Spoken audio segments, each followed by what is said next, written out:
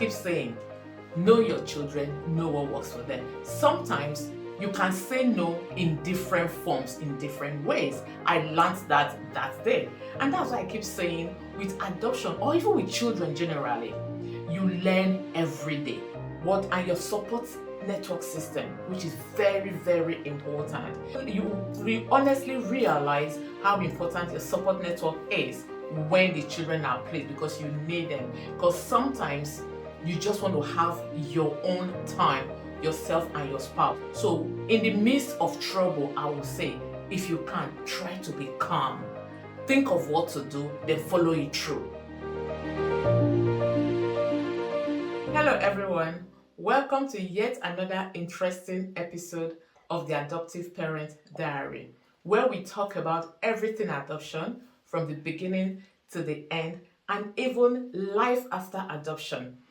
Talking about the challenges you might face, the things that might happen along the way because most of us are new parents. We face different challenges and it depends on the children you're placed with. Some of them that comes with trauma, how you can navigate through that trauma. And your support network system, which is very, very important. It's only you honestly realize how important your support network is when the children are placed because you need them. Because sometimes you just want to have your own time, yourself and your spouse. So that is where your your support network comes through. So one of the challenges I faced, I will call it challenge because then I was scared, I was going frantic, I didn't know what to do, was when our children were placed. At first, I remember, I think they were placed on Thursday, then this happened on Saturday. If you want to hear the story, come forward, take the front seat, I'll tell you. And I hope that by sharing this, I will help someone who is in this process or who this has happened to know that this can happen to anybody. So yes, it happened that when our children were placed, it was summer period, summertime, and our pool was out. We realized that we didn't have enough water toys. So for children, so we went, I said, okay, while my husband was busy as in taking care of other things, let me quickly get to the shop to get more water toys for children. So the two girls wanted to come with my two youngest girls. Okay, I took them with me. Getting there, got the water toys, and they wanted some snacks, sweeties, which of course I allowed them to have. Then my youngest wanted more, so I said no. And like I keep saying, know your children, know what works for them. Sometimes you can say no in different forms, in different ways. I learned that day. And that's why I keep saying with adoption or even with children generally, you learn every day. Because if you have like two children, their characters are different because they are uniquely made in their own way. What worked for A might not work for B. So I said no appropriately. And she was angry. She started throwing tantrum in the shop. So at this point, while she was throwing tantrum, she was falling and her head was going to hit the metal on the shelf. So quickly, with reflex, I quickly pulled her towards me. So at that point I pulled her, I didn't know I have pulled her elbow, which was very painful. So she started crying. It was later at night I realized. So quickly I took her to A&E.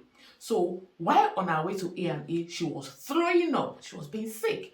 So I didn't know what to do. In my head, I was already thinking, am I already failing? These children just came in 2 days ago. What do I do?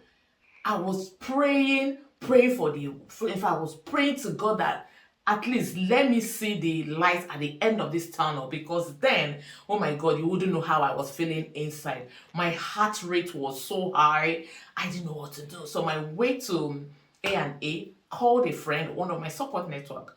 So she tried to calm me down that this can happen to anybody.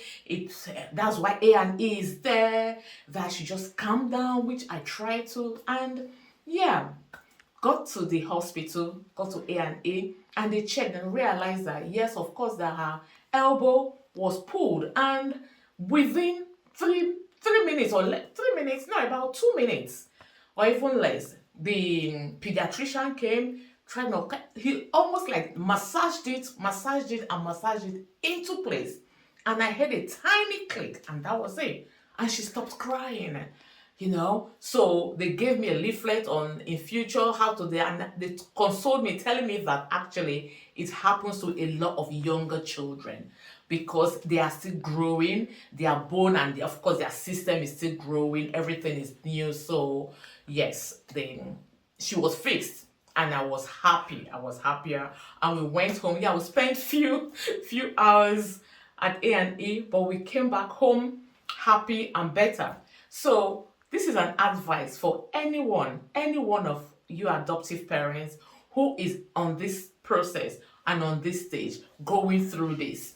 There is always light at the end of the tunnel. There will be challenges. It could be different from my challenge. There could be trauma challenge. It could be anything. Anything. Children come with anything, especially the ones that you didn't birth yourself.